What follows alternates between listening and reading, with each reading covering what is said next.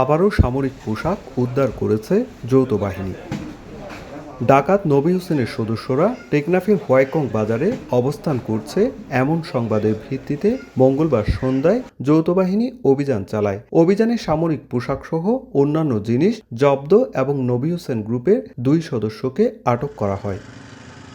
সেনাবাহিনী জানায়, টেকনাফের সীমান্তবর্তী দ্বীপে নবী হোসেন গ্রুপের 30 থেকে 35 জন সদস্য আছে, যারা মিয়ানমার থেকে মাদকদ্রব্য নাফ নদী পার করে বাংলাদেশের অভ্যন্তরে সরবরাহ করে এবং নাফ নদীতে মাছ ধরা জেলেদের থেকে চাঁদা আদায় করে।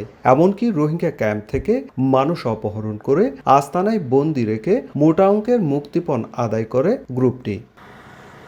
এদিকে সন্ধ্যায় টেকনাফের রঙ্গিখালী গহীন পাহাড়ে বিজিবির বিশেষ টহল দল চিরুনি অভিযান চালায়। এ সময় বিজিবির টহল দলের উপস্থিতি টের পেয়ে ডাকাত দল তাদের আস্তানা থেকে পালিয়ে যায়। তবে আস্তানায় তল্লাশি চালিয়ে দেশি বিদেশি 4টি অস্ত্র, 43 রাউন্ড গুলি ও রামদা উদ্ধার করে বিজিবি। ডাকাতদের লুকিয়ে রাখা বিভিন্ন প্রকার অবৈধ অস্ত্র ও গোলাবারুদ উদ্ধার করে। বিজিবি এই ধরনের সাহসিকতা অভিযান অব্যাহত থাকবে।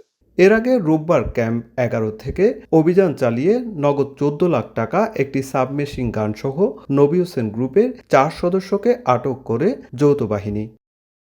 সুজাউদ্দিন রুবেল, সময় সংবাদ, কক্সবাজার।